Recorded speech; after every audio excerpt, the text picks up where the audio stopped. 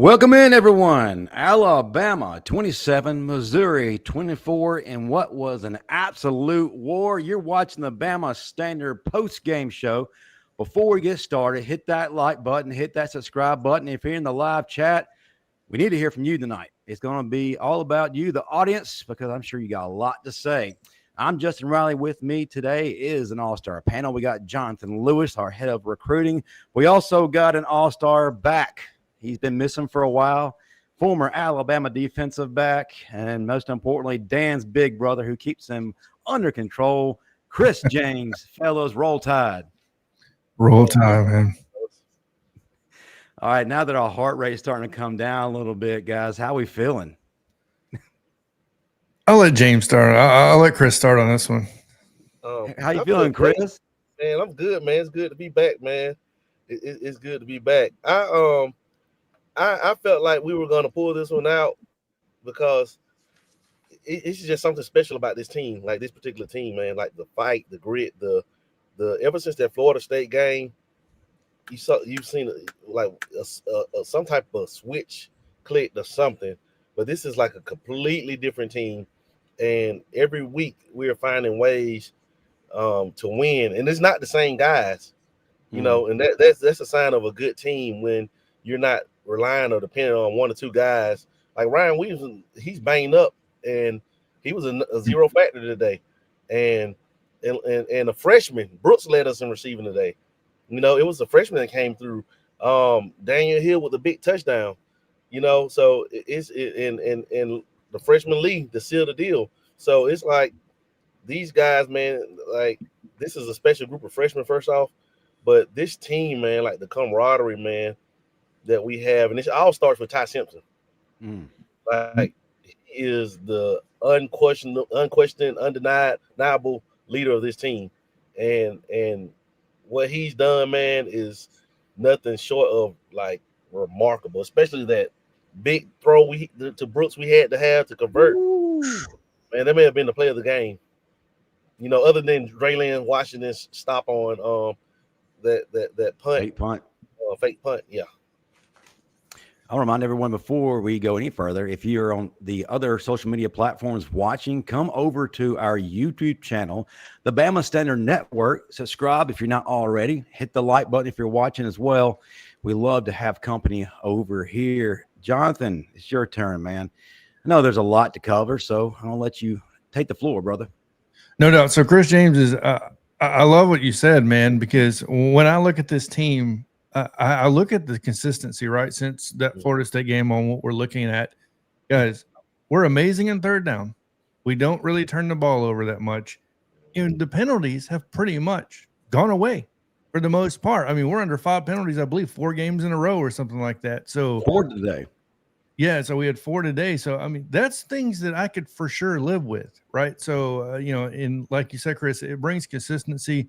It shows maturity in the team that we're starting to listen. And look, this was an ugly win outright. I'll be honest with you. I thought Missouri was a little overrated from the sense of they just haven't had that competition yet to prove themselves, right? I thought Ahmad Hardy was one of the best running backs in the SEC. I give them all those props. But I think they're a little limited on the offense because they have one great receiver. Outside of that, I think they're kind of limited. Ahmad Hardy, Roberts, I think they have great running backs. But at the end of the day, Ryan Williams was injured. Jam Miller ends up leaving the game. Derek Meadows ends up leaving the game. You know what I mean? And we're still rotating an offensive line to try to get that figured out. But I just want to point out, Formby, man, brother, you're killing me in these games sometimes. Like, I mean, I get it, though. You got one of the best coming off the edge in the SEC as well. So, you know what I mean? I can understand from that standpoint as well. But I'm just happy to see a consistency inside this team. It has an identity now at this point moving forward for sure. Honestly, I thought the moment was going to be too big for Missouri. When they came out, they smacked us around. I thought, oh, my God, here we go. They're about to treat us like a homecoming opponent. We settled in. We got our bearings. We let Ty do his thing and get the offense settled. He's not easily rattled, and you have every bit of confidence in the world with him. And as we began to kind of exert our will on them, you kind of thought that the air was going to deflate off out of them. because this was a big moment. They've never been able to perform in a big moment. But the problem was we kept them hanging around. And anytime you kept a team like this that's got something to prove, that's scrappy, that wants to show people, hey, you need to look at us, you let them hang around, it can spell trouble. Hats off to our defense in terms of limiting the run game. Ahmad only had 52 yards rushing, which is well below his average per game. That says a lot. And hats off Jamal Roberts, another guy averaging 7.3 yards per carry, only had 50 yards today. So we were able to limit the run. The problem is we would make mistakes, and we're allowing Beau Pribula to do things with his arm and his legs at times that he really shouldn't have been able to do. But Johnathan, I gotta address this, and Chris, please chime in. The rotation of the offensive line gotta stop. Formby is not it.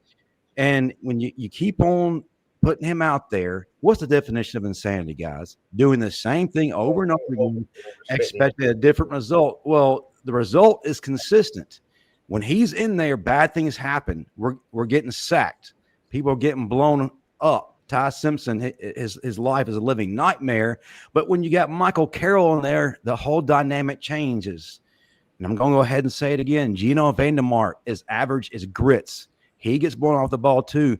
If you notice, when Carroll and Jaden Roberts were both in there today, we were able to move the ball. Ty had time.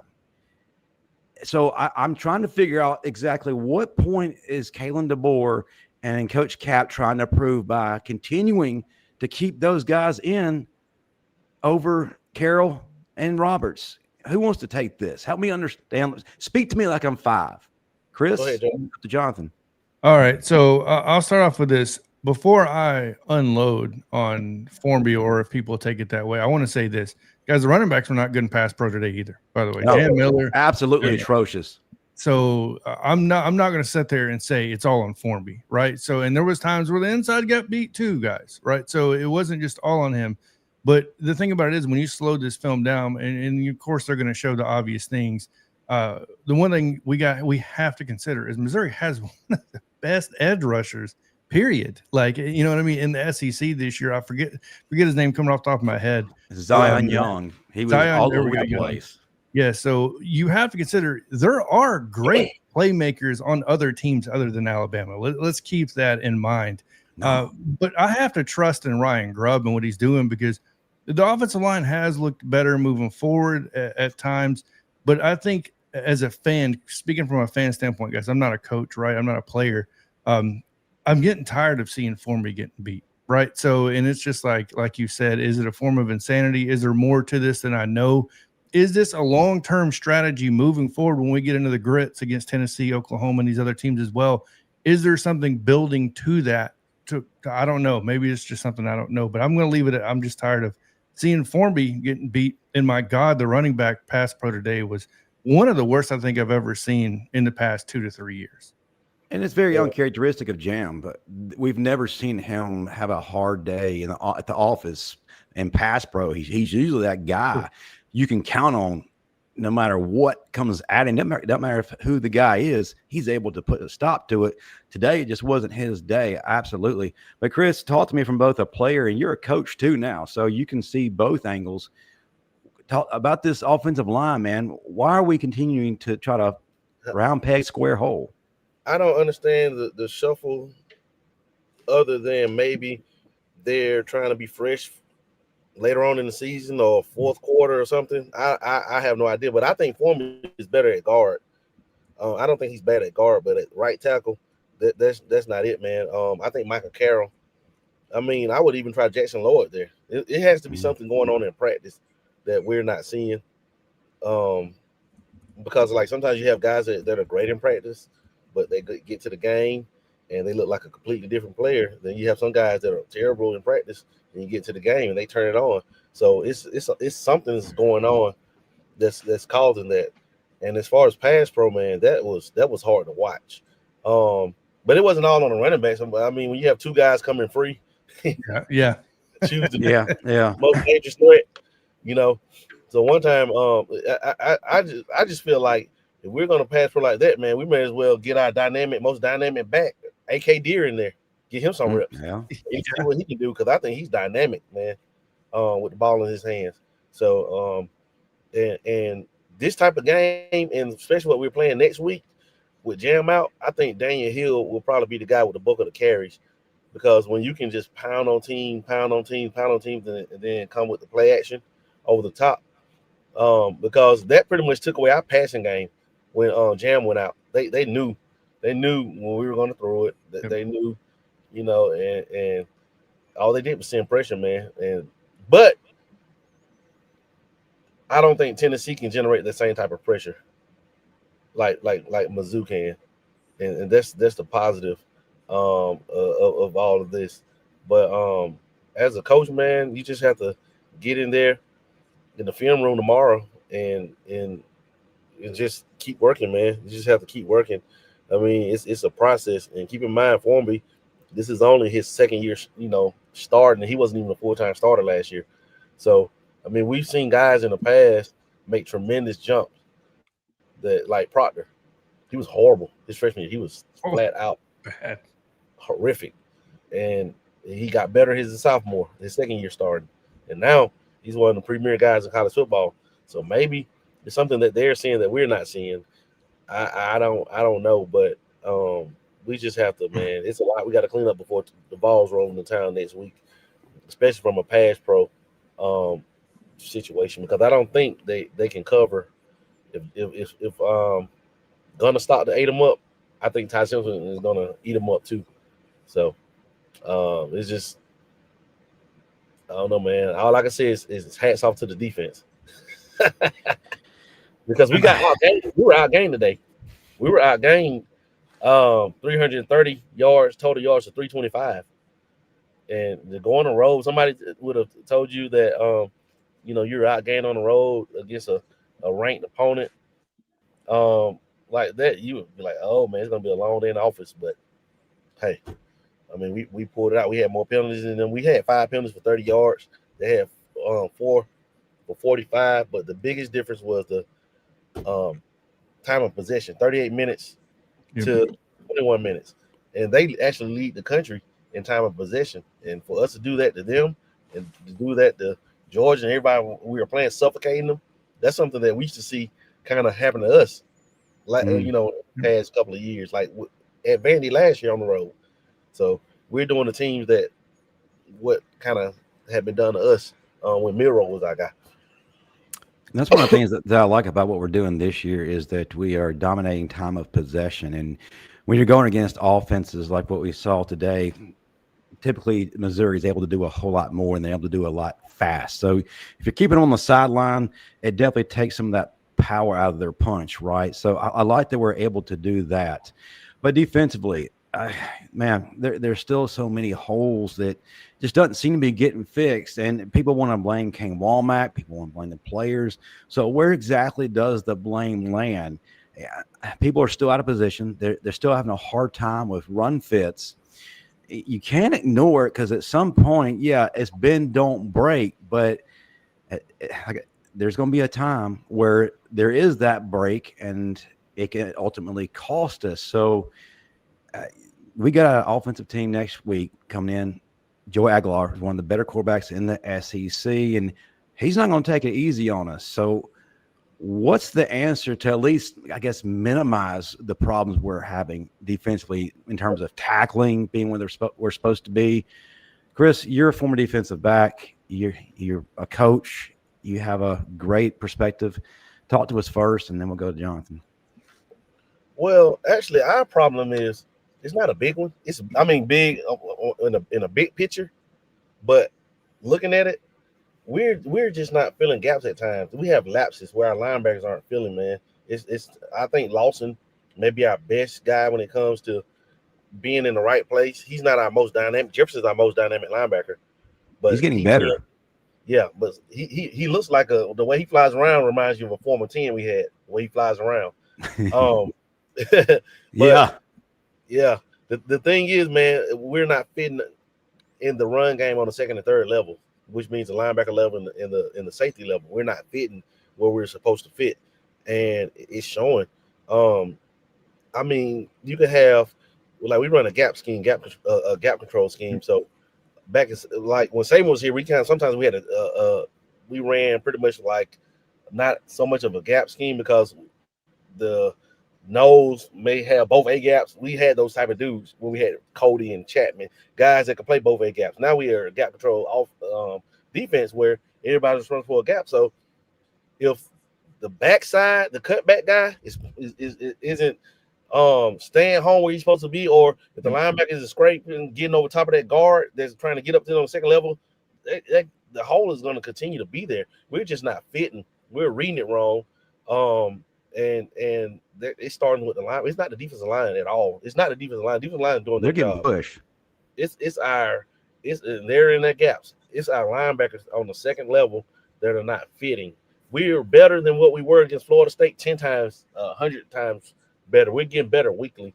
But like we said, I mean, we didn't get gashed today. He probably other than the first drive. No, we didn't. You know what I'm saying? So it's getting better, but it's still there. We just need to wipe it out completely. We're spoiled, guys.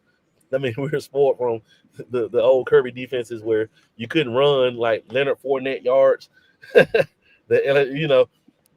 for Hardy, for the job we did, man, on them, man, 52 yards and 50 yards for the best, well, some consider the best running back duo in college football right now.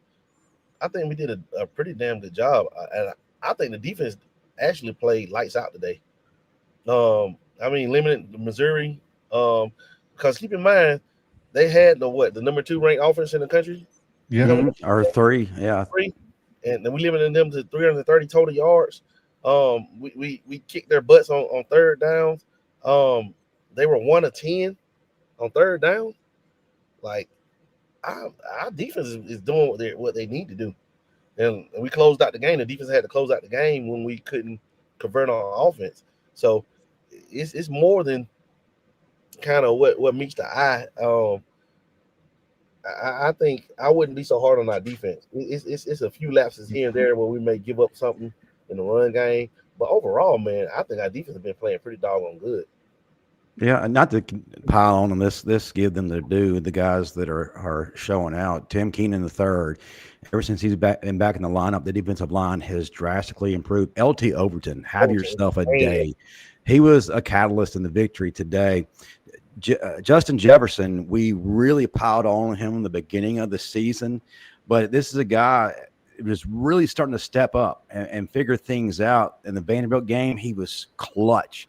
Today, again, he showed out. In the secondary, we're having a little bit of lapses there, and that was our strongest part of the defense. Ray Hubbard's having some lapses, but Damani Jackson's not playing at the level he did last year. He's taking bad angles, and sometimes he just appears lost. Johnathan, what's your take on the defense, and are you noticing the same things in Damani? Yeah, I mean, I sent you a video earlier. Sometimes he gets kind of lost in the sauce.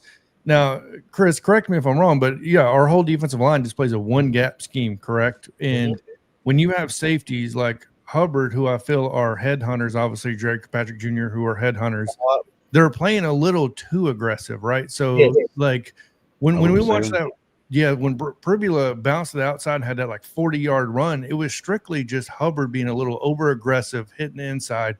Once he took the inside, the whole outside, the edge was set for Missouri, and they just had the whole side of the field, right? So it's just like you said, Chris. I think it's just about being at home, staying patient, and sometimes I don't know. I'm not in those shoes, but I know if I'm Hubbard, I'm not one to set at home. I want to come downfield, and sometimes we just get a little too overly aggressive because what are we doing? We're hearing from the media and the fans is how we're soft and we don't hit nobody and everything else.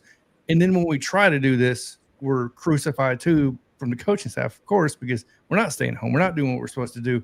And a huge shout out to somebody that may not have the stat line, but Yonze Pierre is living in the backfield, man. Yes, he is. Like, he's not finishing. I get that. But the fact that he is disrupting that offensive line, I feel like he needs a big shout out. And Keon Sabb, I haven't heard much about him. I got to go back and watch the film on him. But Damani Jackson just had one moment in that game, which I sent to you, Justin, to where he ran himself completely out of the play. Oh, my God, a touchdown. Yes, and I was like, bro, where are you looking? Like, what is going on here? Like, go ahead, Chris. No, I'm sorry. Go ahead. No, I was going to ask you, like, from a coaching and player standpoint, like, what are you looking at to run yourself out of the play like that? That's called your eyes being where they're not supposed to be. Like I tell my DBs all the time, the quarterback isn't throwing you the ball. Stop looking in the backfield. Get your eyes to on when you're in. I guess when you're in man, of course your eyes are always going to be on the man. But when you're in zone, you got to find your receiver and get in phase, then play the ball. Get to where you're supposed to be. The money's looking for the ball the whole time and overran the play to the point that he ended up out of bounds. If he would have been there, he'd have made the tackle on the play. But he's going for the ball like the quarterback's throwing him the ball. Then the big tight end came, went up and got it and scored. And back to that running play, Bray, it's all about angles. Bray, knowing that Pierre had contained, Bray Hubbard had contained also, but Bray should have taken a wider angle, knowing that Pierre was squeezing down. Bray his angle should have been wider. Yeah.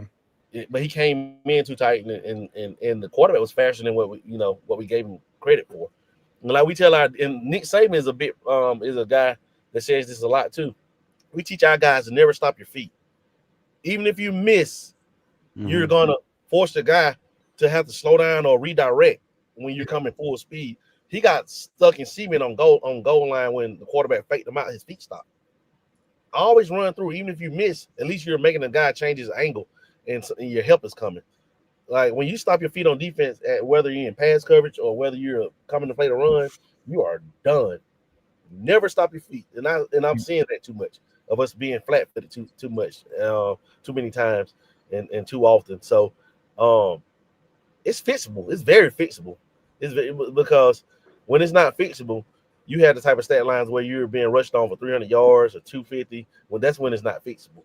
But for us to put up the type of stat line we're putting up defensively and closing out games and doing those things are fixable, man. We can fix those, and that's the scary part about it because we haven't even played our best football yet. So, yeah, I agree 100%. Yeah, you're right. And like you said, Johnathan Pierre is being very disruptive. If he wasn't getting home, he was allowing guys like LT Overton to wreak havoc. But also, guys, let's give a credit to London Simmons. This kid has been balling out. Is not playing to the level of a freshman. He's playing the level of a veteran.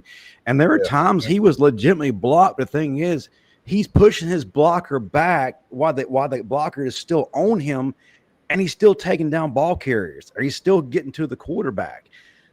I love what I'm seeing from London Simmons, and hey, great job by the coaches to recognize how great he was coming out of high school, unfairly ranked, only a 3-star, coming out of Hartfield Academy, and he kept on begging the off season or leading up to getting to Alabama. Where's my extra stars? Where's my extra stars?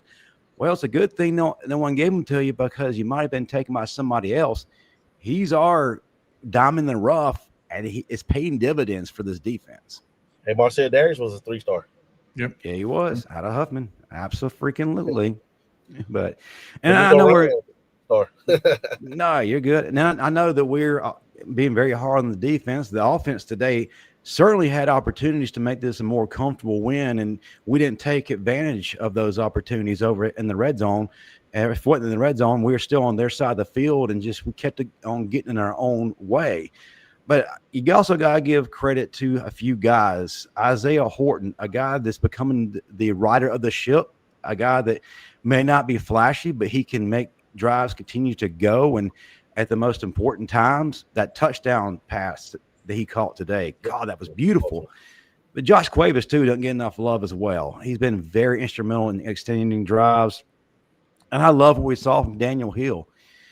He's a different kind of back. He changed the pace of the game. He was able to kind of lean on folks and power through folks and get those tough yards.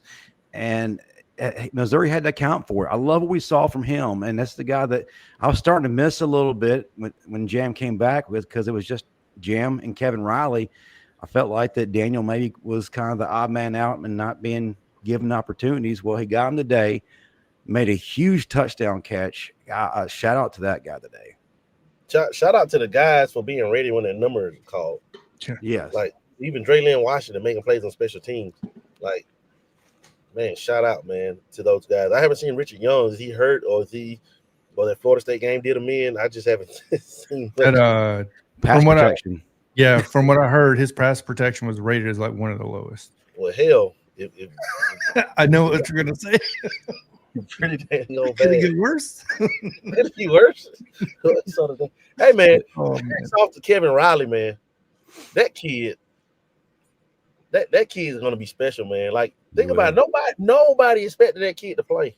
We just thought that he was gonna be a depth guy. You know, when we flipped him from Miami, we thought he was gonna be a depth guy.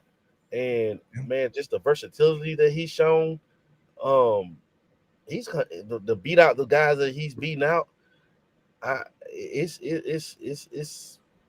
been a thing of beauty, but man, what like I'm telling you guys, I think the best is yet to come with AK Deer and Xavier Crowell. Like, man, if you haven't been watching Xavier Crowell, oh my God, man, he is undoubtedly. Hey, we had a Keon Keeley sighting today, guys. Yes, Zach, man, how fired up were you when you saw that? You remember I was a big proponent of Keon Keeley. You and Dan were was a big proponent of Yonze Pierre. Yeah, he was kicking my butt, still is. But to see that guy hanging there and not transfer guys, well, he could have left, and that's what I'm saying, man. By us not, I just, Johnathan, I felt like, I think I told Justin this, when nobody transferred after the spring portal and 0 players transferred, I said, guys, we might have something here. We might have something special brewing right here, because that means that everybody has bought in. You have 0 transfers.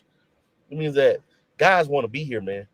They want to be here. And the guys that left after the season, and the guys that wanted to be here stayed. And sorry, I don't mean to cut you off, Chris. And another guy before it slips my mind, Nikhil Green had a couple clutch moments today. Man, he looked good getting off blocks today. I was like, okay, that definitely, like you said, it seems like week to week we're getting better. But I'll be honest with you, if you would have told me that at this point in the season we were leaning on our defense at times for sure to win those games, I don't know what our chances are, to be honest with you, when you go back to last year, because we saw what happened last year. It seems like the biggest growth proponent is now we kind of understand how to win those games when it's needed, when it's going to get rough, when it's going to get sloppy, right? So, and that's kind of the proponent today. And as much as I want to give Missouri love, guys, and to everybody in that comment section, in case you don't know, they have burnt me on the books one too many times when it comes to spread. Thank you for once again doing it today. So the one time I actually put on the spread for Alabama, thank you a lot. That's why I'll give you almost 0 respect. What was it that Petty said? Real winners cover. So Alabama, real winners cover, exactly. But you got to give respect to Missouri today. They came and they fought an absolute war, and they didn't quit. Whenever they get hit, they would hit back. So this wasn't easy, guys. And if you think that Missouri is a less than team, you're absolutely wrong. And yeah, I get their schedule didn't exactly jump off the screen to you, but it shows you how talented they were. So I'm not going to sit here and act like that they weren't an opponent we should have taken seriously. But let's move on. We got our initial reaction. So let's talk about the positives and the negatives of the game. I'll let you start out this time, Johnathan, then we'll move over to Chris. I think the positives are we kind of understand what Alabama is as an identity from a standpoint of defense, especially, right? So we are a true bend, don't break defense, right? Guys, we're going to give up some yards. We're going to give up some runs. That's what it is. But the question we're going to ask is, and what we expect out of this defense is, can that offense stay patient to not make mistakes against our defense? And I feel like now it's coming into fruition. You guys have seen, I mean, we could have probably had 4 to 5 turnovers today. We ended up, I believe, with 2. It could have been more. So in my opinion, I feel like this Kane Wommack's this defense, right, the 4-2-5 swarm, is kind of starting to show its head on what this could potentially be down the road. Right. And I feel like a lot of us, including myself, were too quick to jump on this and say maybe it's not the defense, even though Saban ran a very similar defense, just called the nickel, right, at the time. Yeah, exactly. But and I feel really good about the offense. Ty Simpson, there's no doubt this kid's IQ is through the roof when it comes to pre-snap, even post-snap. If we can keep him upright and protected, I mean, I don't know a team out there that can honestly beat Alabama if we can keep him upright at this point. Yeah, Chris. Yeah, I agree. Just looking at everybody in the country, I don't think it's too many offenses out there that really can that have the defense to match to really beat us. I really believe that we'll be playing Miami. That's how I feel right now, because I think Wow. I don't think it's Ohio State. I think it's Miami, just because of what they have in 3 and 4, Bain and the other guy. But with the way we're playing right now, and we're not playing our best ball, we just went on the road and beat a top 15, top 16 team on the road in a game that more often than not tends to not end up in the road team's favor, you know, and to come out with a win. Come on, man. This is 3 weeks in a row. You go on the road and beat Georgia, come back home and beat a hot Vandy team. I bet you nobody knew this fact. Everybody that we played this year, we gave them their first loss. Oh wow. I didn't even think about that. Think about it. Okay, we started off with the first game, other than Florida State. We gave our second game, Louisiana Monroe, their first loss. We gave Wisconsin their first loss. We gave Georgia their first loss. We gave Vandy their first loss, and we gave Missouri their first loss. So everybody we played other than since Florida State, we've given them their first loss. And like I said, we haven't even scratched the surface of how good we can be when we play a complete game. We almost did for the first half at Georgia and Athens, but we have to put two halves together. But like I say, the positive that we take away, we can take away from this game, is the fact that we are resilient enough. We are resilient enough to be able to take those hits, take those. I've seen past Bama teams lose this game. We've seen that. You guys know. We have. Yeah, we've seen absolutely. past Bama teams lose this game today. And to be able to close that out, man. Oh man, like that's would I be going out on a limb if I was to say that Kalen DeBoer may be the best big game coach in college football? Well, you can't argue it because he's doing it. He's winning those big games and against ranked opponents. He's up there. He's definitely up there. Think about it. We might not be as comfortable as we'd like in those wins, but the fact is he's doing it. In big game, he's 2-0 against Kirby. He's 2-0 against Sark. He's 3-0 against Lanning. He was 2-0 against Riley, and it was somebody else out there that he beat. But I think the only big game he's lost, well, you know what I mean by big game, but the only big game he's lost in the last since the championship year at Washington was the championship game when they played Michigan at Washington when they were banged up. But every other big game that he's played in, he's won. He's a winner, man. When he wears that black hoodie, dude, we're gonna we're gonna do it. But those are the positives I take away, just playing how we played and still able to pull that win out, knowing that we can be so much better. Yeah, absolutely. The positives, again, like you said, resiliency, being able to dominate the clock. As far as negatives, the thing that I'd like to see, like you said, Chris, is playing a complete game. We're able to get off to a fast start now. We're able to do some things offensively in the first half. But in the second half, it seems that we kind of fall off or kind of flatline a little bit. I'd like to see us continue any momentum we have in the first half and translate that over to a second half as well and start to really put these teams away, because there's going to be a time when we're in a battle and you're letting a team hang around that shouldn't, it'll bite you in the butt. So remove all doubt, be dominant on offense, both halves, and let's win some ball games by a sizable margin. And are we seeing a self-destruction of Florida State? I'm sorry, I got to point that out there. They've lost now. We are. They lost a Pitt. Man, we were their Super Bowl.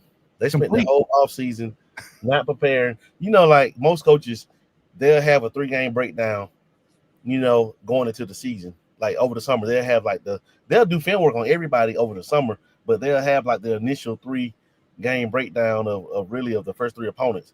Florida State put all the eggs in their basket to beat Bama. Yeah, they did. Because they haven't looked anywhere. Yeah. It's the long game, right? That's the way football is. It's not a 1-game season. It's funny is that I remember giving other fan bases a hard time when they would brag and say, we beat y'all. Well, the thing at Alabama is we're not just trying to win 1 game. We're trying to win all of them. So we're playing the long game. You're playing the short game. And at the end of the season, if we're in the playoffs and you're not, what does that brag get you when you're sitting at home watching Alabama in the preseason? I mean, the postseason. All right, real quick, before we get to players of the game, I'll remind everyone the sponsor of our post-game show is none other than Title Towel. Listen, Tennessee's coming. The 3rd Saturday in October is next week. What better way to get Alabama ready than having your very own Title Towel?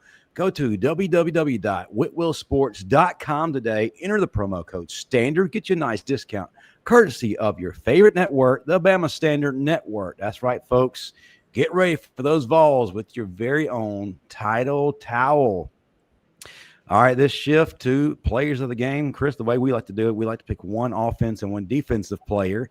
Of course, we may have an honorable mention. There are a few today that we could honestly throw up there. So I'll start with you. Give me your offensive and defensive players of the game. Then we'll go to Johnathan. Well, my offensive player of the game, once again, is Ty Simpson. He was 23 of 31, 200 yards, 3 touchdowns. The key thing is he didn't have any interceptions. He had the 1 turnover where he was sacked, but he had no interceptions. So I think if you on the year, I think he has 16 touchdown passes and 1 interception. That is with almost 1,700 yards passing. That's unreal, man. He's playing like halfway through the midway part of the season. He's my Heisman favorite. On the defensive side, I'm going with LT Overton, man. Had 6 tackles, 1.5 tackle for a loss, and 1.5 sacks. Like that is he played like a man possessed today. And I have to throw in that special team now. Draylon Washington, man. You got to give him a shout out. Got to. That stop, man. That is, y'all don't understand how smart that is, dog. Like for him to sniff that out, because most guys, we're in punt return, going, you just blocking the guy. But he snipped that out, man, before the play even happened. So shout out to him. Good call on Ty Simpson. 1,478 yards passing over the course of 6 games, 13 touchdowns to 1 interception, QBR of 82.3. Nice. That was coming into the game. Coming into the game. He's at 16 touchdowns now, 1 interception with over almost 1,700 yards passing. That is insane. All right, Johnson, who you got? So I'm going to have 2 picks for offense. My first one is a funny pick. I got to give credit to Caden Proctor, man. This man on his way in this offense every week. Getting in the air and doing this work. But no, in all seriousness, I got to because the obvious one's going to be Ty Simpson, so I don't want to take the same things, obviously. I'm going to go with the guy I keep saying is just extremely consistent every week. He seems to not have a ton of yards, but he gets a touchdown like every game. It's Isaiah Horton. Mm-hmm. The guy is he shows up when you need him in big moments, especially when you need a TD. And so I'll give it to him. As far as defense goes, I'm going to give it to somebody that's not going to have the stats or nothing like that. But he finally got on the field and got to show a little bit of what he can do. And because once again, LT Overton, in my opinion, for sure would be the guy 100% with Chris on that one. But Ivan Taylor got overlooked a little bit. He got on the field at that safety position and did some work as well that people are not going to really pay much attention to because it was sporadic right throughout the game. So, yeah, we had an Ivan Taylor sighting on the field today. The guy that we recognize him every week, too, who's not getting a lot of tackles, but when he does make them, it's impactful. Drake Kirkpatrick Jr. Yeah, headhunter. Guys, let me interject. Can you imagine our secondary, man, in a couple of years? Drake Kirkpatrick Jr., Ivan Taylor, Deshaun Lee. Those are 3 future All-Americans right there. And then Sab has some younger brothers that'll be in. Man, I'm telling you, man, Zay Mincy, who was just a Oh sophomore, gosh, yes. like, dude, just the future of this secondary, man, it's scary. And then you have Chuck McDonald, who's gonna be Chuck McDonald. I forgot about him. Yeah. dude. You get it, and Red Morgan, he's a young guy. He's playing better. Not a guy's going to show up in the stat column, but he's doing things that's causing disruption for sure. Is Xavier Brown's a sophomore? Xavier Brown's a sophomore. Man, that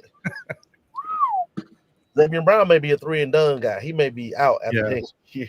Yeah, I agree with you on that. For me, offensively, it's hard not to give my vote to Ty Simpson. He didn't have 300 yards passing, but he made great decisions today. He's the heartbeat of the offense, guys. We don't do a lot of what we do without him guiding the way. Defensively, it's easy to give it to LT Overton, but I'm going to give it to my guy, London Simmons. He got just a major disruptor. All right, now it's time to turn the mic, so to speak, over to the audience. And we got some questions. We got some super chats. We're going to get to them now. We'll start with a super chat. Cody Stevens, $5. Great win. But I don't know what happens after the first 2 drives of the game. It's like we can't get in the end zone anymore. Chris, do you want to tackle that statement? Well, you got to take your hats off to Missouri now. Absolutely. They were the top ranked defense in the country coming in, or second ranked. They were a top 2-3 defense in the country coming in. So it wasn't like we were playing chopped liver today. Vandy had a good. It wasn't like we've been playing chopped liver. I mean, these are legit, formidable SEC teams that will probably win 9-10 games, you know, and be right there in the New Year's Six bowl games type of team. So, I mean, we did what we had to do. We put up what 20. What was the score? 27-24. 27-24. 27 points again. I mean, it's getting to the point to where college football is like starting to get like the NFL. Gone are the days you're going to see teams averaging 50 points, like the Oregon teams back when they were in the Pac-12. 27, 28, 31, that should get you a win now in college football. You're going to see teams averaging more around the 35, 38 point margin as opposed to the 48, 49, 50 points because defenses are getting better. And you just have, and this is a league, man, the closest thing to the NFL. So, I mean, 27 points for our defense should be enough to win just about pretty much every game, giving our defense 27 points to work with. Great point. All right, Jonathan, I'll give you the next one. JM12 Green, Jim being out took away our passing game? ?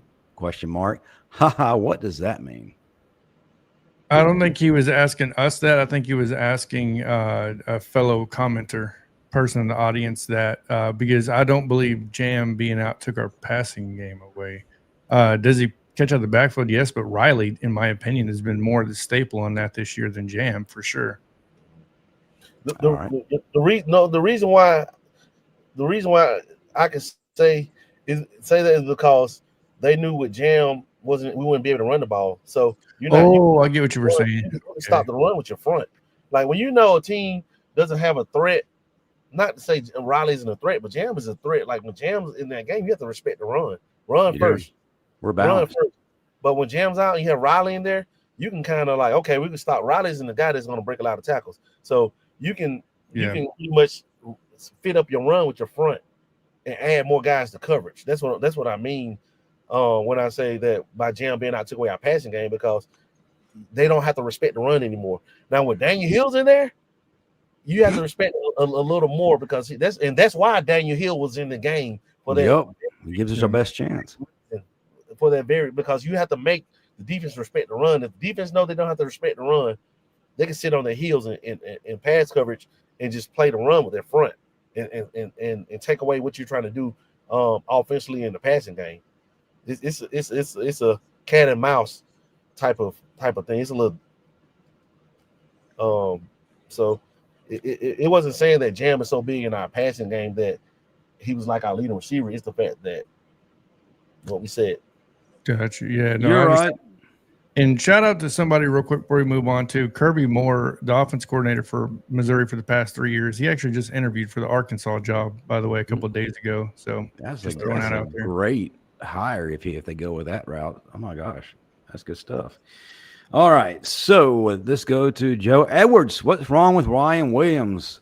Honestly, I think he's just banged up. If you're talking about today specifically, they hadn't disclosed exactly what his injury is, but he was not able to get that explosive step in, and he was hobbling towards the later part of the Vanderbilt game last week, which leads me to the question, if he's not 100%, he's not going to be effective. Why is he in at that point? And we're holding it down with Lotzir Brooks. We're holding it down with Isaiah Horton and Jeremy Bernard. So why risk further injury? I continue to throw him in there. I get it. He's a threat, but if he's not 100%, why risk greater injury?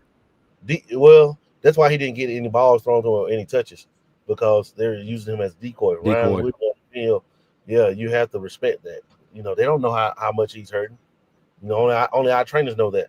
Like, a lot of our fans didn't even know he was a hobble. So you get what I'm saying? So it's pretty much from a decoy standpoint. And notice he wasn't even running on routes. He was kind of just jogging. I told Justin that.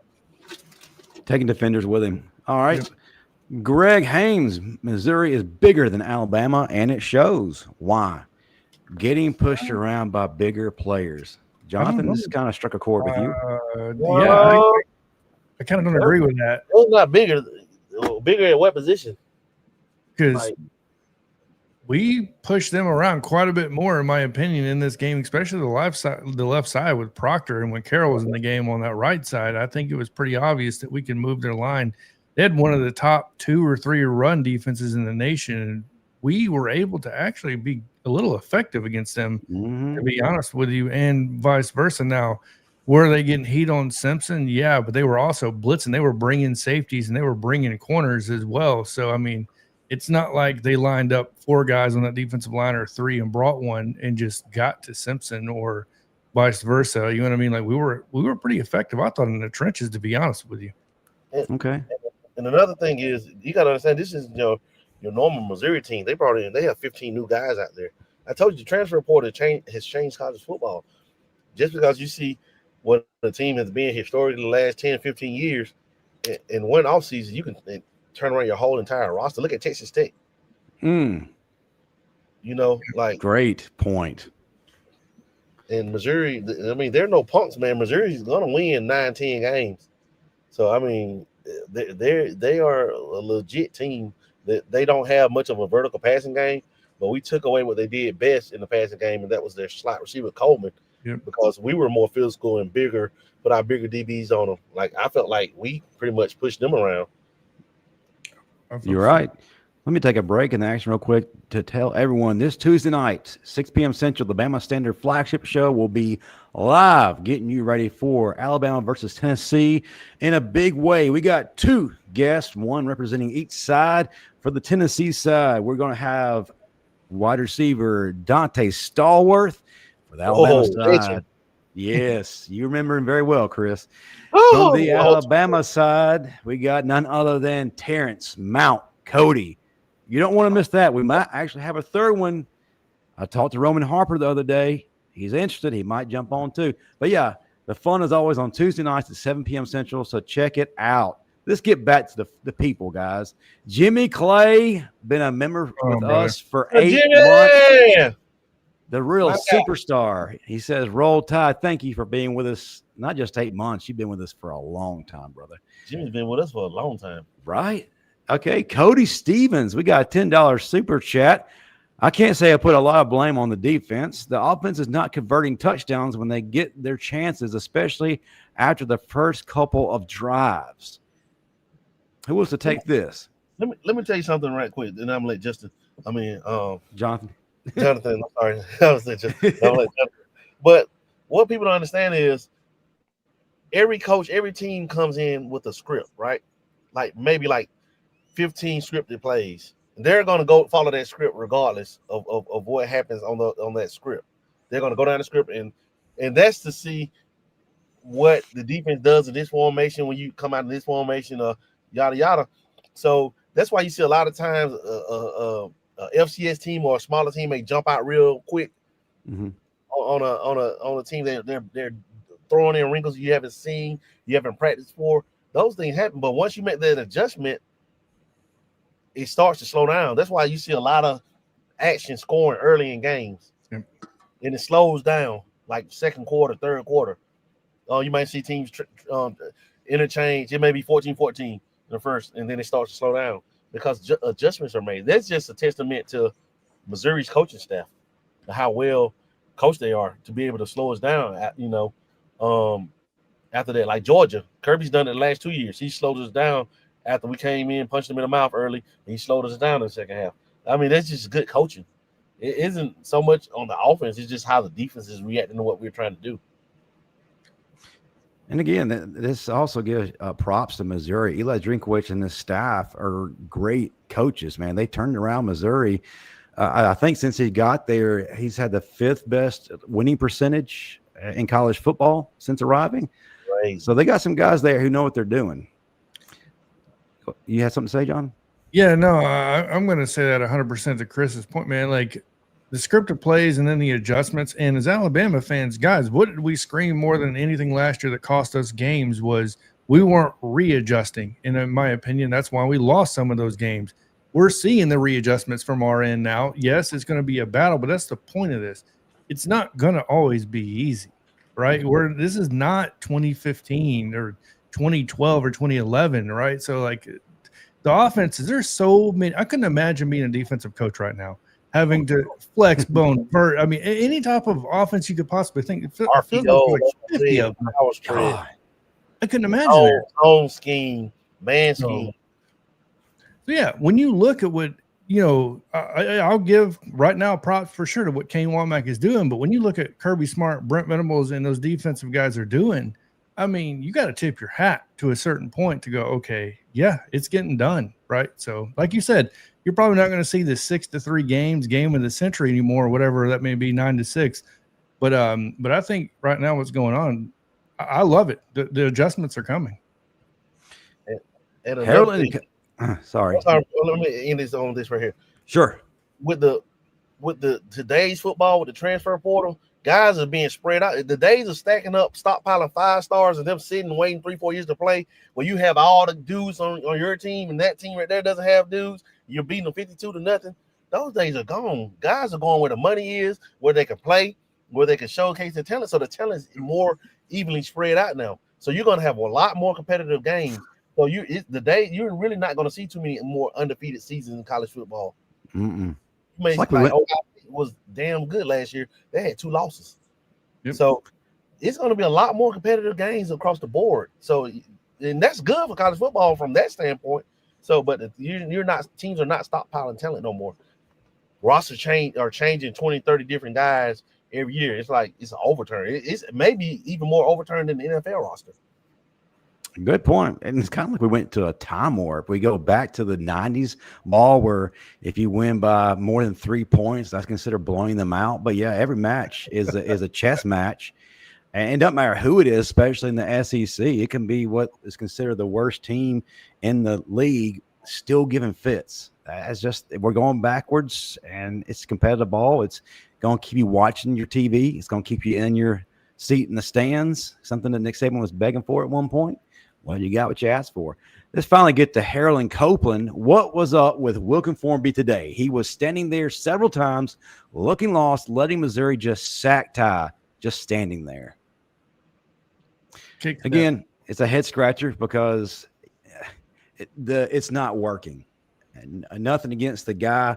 For whatever reason, he's not translating on the field to success. But you have a younger guy behind him, Michael Carroll, that when he's in the game, there is a huge difference in play.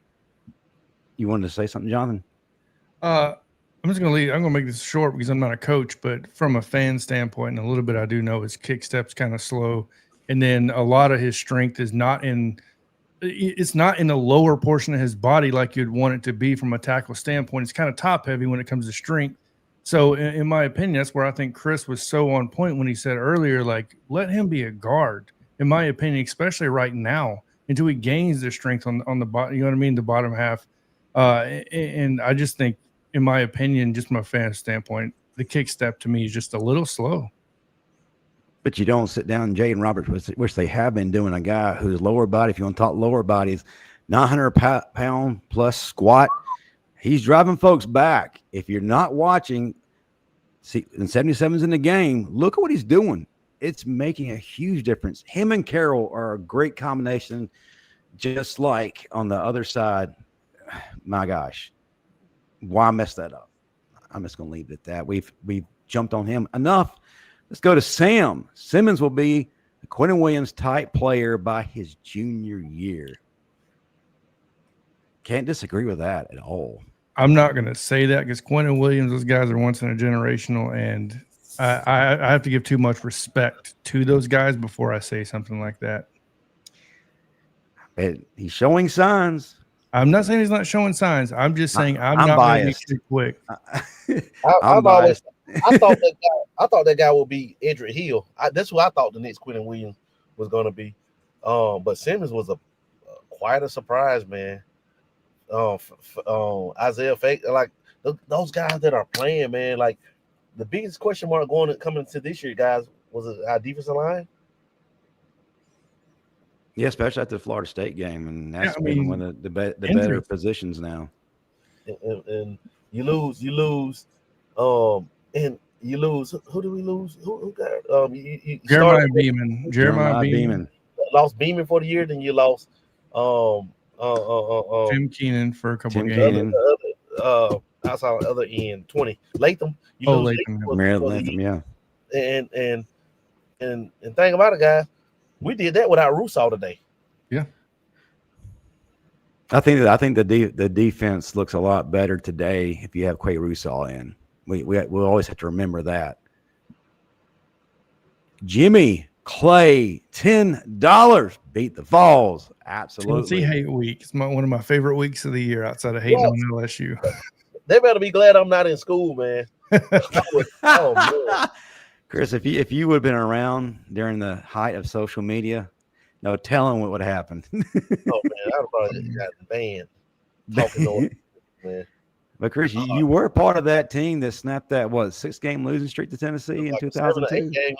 Since Peyton Manning started it, and we finished it. Went up to Tennessee. What was the score? 34. 34 to what? 14.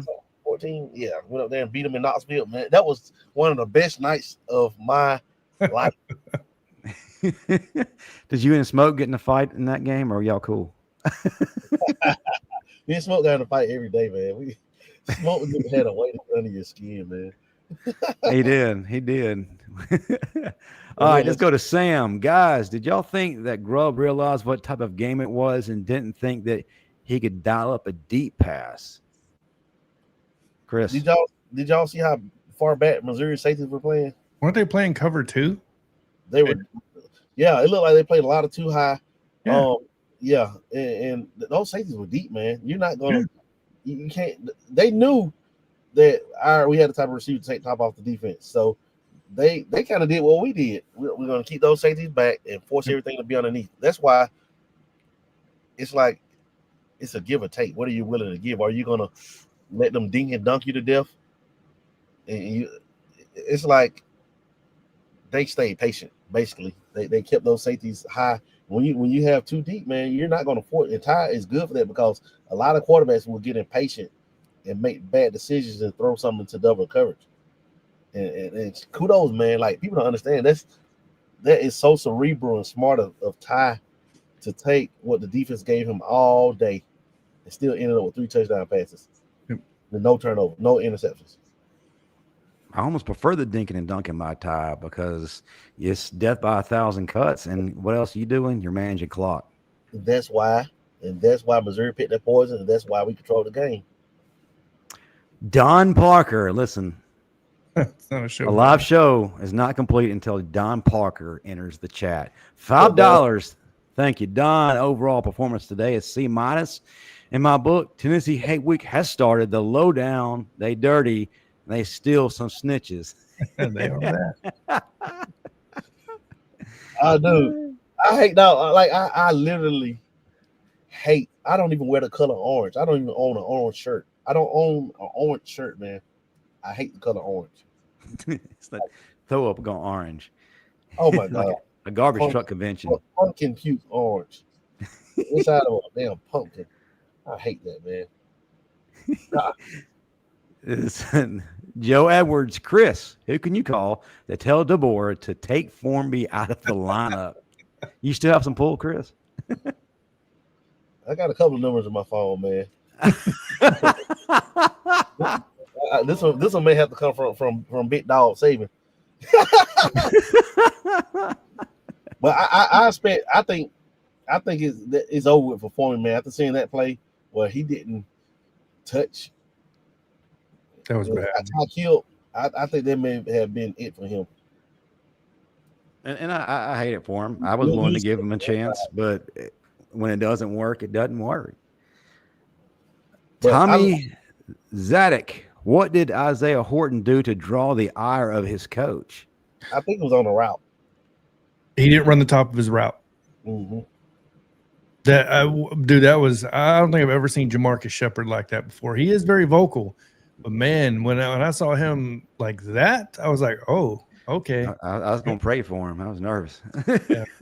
But think about it. But did y'all notice that he's kids? If you're on here, notice how the whole time he didn't argue back with Coach Shepard. He sat there and took that butt chewing and looked at him and took it and shook his head, kind of like, he on me, okay, and came back ready to go. That's what gets you because man, arguing back with coaches and doing all that will get you nowhere, especially when you're in the wrong. And that's another part of why we're successful this year, Chris. Last year, that wasn't happening. You had players being disrespectful to the coaches, thought that they were actually bigger than the team. This year, along with staying here and buying in, they're listening. They understand that, hey, this is a teachable moment, and I need to listen, and I'm going to get better because of that. That is something that's a big plus on Alabama side. That's been happening since for a minute, since I think Bryceton were playing, or since like, and the big reason why we haven't won the championship since then. Go ahead and put it out there. Yeah, I've heard from a couple of people. Obviously, I'm in Tuscaloosa a lot, and I've heard a couple of people say since Ryan Grubb has got there, he brought back that O-line position coach mentality, and they said you could hear him screaming from that Arby's band practice field sometimes. That man, they said he was on those dudes. So I feel like some of that fire is getting back in there, and that can slowly change a culture and how things kind of maneuver in a way over the course of time. He drew a line in the sand, which is something we needed last year, but we can't dwell on that. We can only go forward with what we have this year. Things are looking a lot better. And back to Tommy. Can we fix the right tackle problem? Yeah. Keep Michael Carroll in there the whole time. Just don't let Formby take away Taco Casa. I know his family owns Taco Casa. So. Yeah. All right. We got one more, and it's a super chat from Big Bill from New York. William Morris, $5. I don't know who our wide receiver coach is, but I love this guy. Jamarcus Shepard. The best in the game between him and Hartline.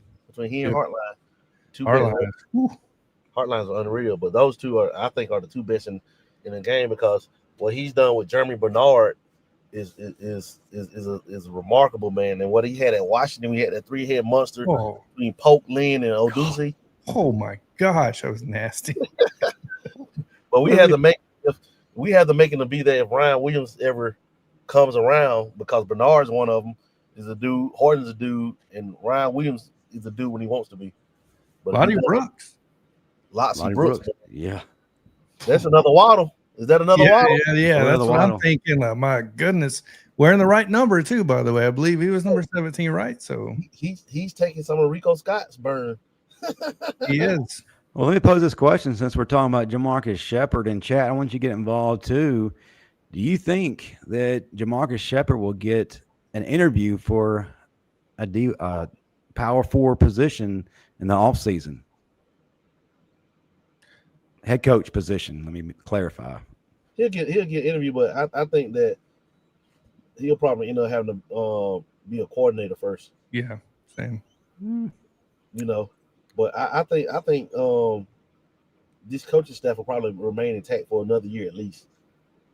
I really believe, because and then the thing about it, man, sometimes when you know what you got up the pipe, you don't want to leave it too early, because I think that when they know with Keelan Russell. Oh my Right. God. When that era starts, it's gonna be. I'm going to go with one statement from our own coach, Carl. Ty is a first half quarterback. He has to be better in the second half ASAP. That goes back to what I was saying is, guys, we got to put together two halves and be spectacular in both, not just show up in the first and then kind of hang on and wait till the game finishes. We needed to end the game when we have the opportunity. But Ty's doing fantastic things, but yeah, you really need to see him kind of ascend even more, take that next step in the second half. Anything y'all want to add to that before I go to our final thoughts? I agree. Like I said, adjustments. But I was looking at a comment. Guys, would you say this is probably the worst kicking game, like as far as punting? Since before Reichard, yeah. No, before then, we haven't been this terrible, both punting and field goals. Because even when we had bad years of field goal kicking, we had great punting. Yeah. We never really had bad punting. Punting has been suspect at its best this year, and field goals have been suspect. Like, we're not making anything under over 40. I'm not trusting it. Same. If it's over 40, I'm closing my eyes and listen. What we need to do is go back to Australia, get another Aussie, like we had James Burnett for the past 4 years. That dude was clutch. That's what the answer is. People understand the well is out in Australia. Just go back over there. J.K. Scott was pretty good. J.K. Scott was kind of that dude. J.K. Scott was probably, I don't know, him and Burnett. Scott was a dope because he was a traditional punter, but Burnett, he was isn't he on the NFL roster right now? Yes, he's with the Saints. Yeah. Lisa, roll Tide. Appreciate the observations / assessment. We appreciate you watching. All right, guys, we've had a great show thus far. So we need to kind of close things up, and how we like to do that here, audience, if this is your first time, we're giving our final thoughts, and we can talk about this game, but also we can take a look at as to what we think is coming this next week, which is Tennessee, if you're living under a rock. The third Saturday in October, one of the most important games of the season, regardless of what is going on for both teams. Chris, start us out, your final thoughts, and then we'll go to Johnathan, and we'll begin to wind some things down. Well, my final thoughts was, it's Saturday, and I'm still smiling at 4:48 p.m. Eastern time. Because that means that we came out with a W. So, hey, what's the word of the game, Johnathan? Being that number, being that 12 in December, get in the playoffs, just get in, baby. Exactly. Survive in advance. Yep. It's not always going to be pretty, like Johnathan said. It's not always going to be pretty. Survive in advance. Well, Chris, let me ask this question, and I'll pose the same to Johnathan when he gives his final thoughts. Where's your comfort level going into Tennessee? The same it was going into Vandy, same it was going to Georgia, same it was going to Missouri. I expect us to win because we have Ty Simpson as our quarterback. Nicely said. Johnathan, your final thoughts, brother, and also answer that question too. Backyard ugly truck.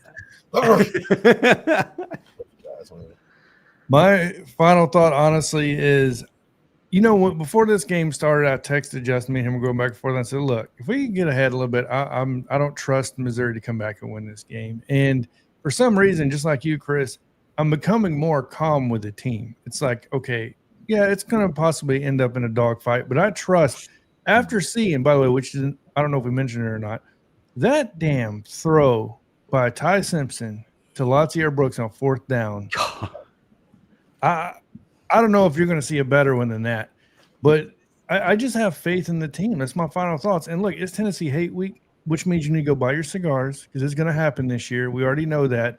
And it's about to be a fun week talking about football, especially Tennessee being Tennessee. Man, it's 5-1 rolling to Tennessee week. We're going to probably jump up in the rankings, probably a spot or two. With this roll win, I think we're going to probably jump. I don't know who we're going to jump, but hell, Ole Miss struggled at home with Washington State. Badly. They better be glad they're undefeated. All right. Coach Carl, Take your belt off, John, and stank Coach Cap about the offensive line change. Oh man, if I could only have it my way, but I'm not a coach for a reason. So. Chris, the coach. The thing about it, man, it's good when you can play multiple linemen, but when it's obviously not working out, like the one guy I really want to see more of is William Sanders. Sanders, you can argue that for sure. Physical, and we had Elias Allen. How you pronounce it? Alanine. Yep, Alanine. Yep. Fighting today. He played last week too. So this is a guy that I've been waiting to get his opportunity because I felt like that when he would. He was really going to show out. So I love that he's been integrated into the flow of things. I mean, not to take away from Cam Dewberry. I love what we're seeing from Cam Dewberry this year. Great addition, but having that depth at that position, oh my gosh, great stuff, especially going into Tennessee. One question, Chris? Over or under Caden Proctor throwing a pass against Tennessee? He's done it every other way. He's got to. It's over. He's got a wildcat, dude. And they said he could throw it 50 yards downfield. You know what's coming, right? We're about to see a jump pass. Yes. 5-yard line, a Tim Tebow-esque pass happen against Tennessee. And he doesn't give up any more sacks. Put that dude in New York, man. Just because. Send him to New York, Justin. Can we see a bootleg thrown from Caden Proctor to Jaden Roberts for a touchdown? That would be or Caden Proctor to Ty Simpson for a touchdown. A throwback. Things we want to see. But yeah, great show, guys. Absolutely love having you guys on after the game. Can't close it out any better than what we did today. Would love to have a game where it's less anxiety. Would love to see us run Tennessee out of the stadium, but I fully expect a war next week. Let's enjoy this victory for 24 hours. Let me go ahead and send it around the room. Let you guys tell the folks how they can find you in social media. Johnathan starts out, then we'll go to Chris. Obviously here on the Bama Standard at JLewis85 on X. Pretty simple stuff. Okay. On Facebook, it's Chris K. James Sr. On X is Coach Chris James. And on Instagram is the_DB_surgeon. Oh, very nice. I love it. Hey, folks, thank you so much for hanging out with us for over an hour after the game. We couldn't ask for any better group of people to celebrate with. Hit that like button, hit that subscribe button. If you missed our socials, it's down below on the ticker. Great game. Let's do it again next week, but have a wider margin of victory. Until then, Gonna be roll Tide. Roll Tide.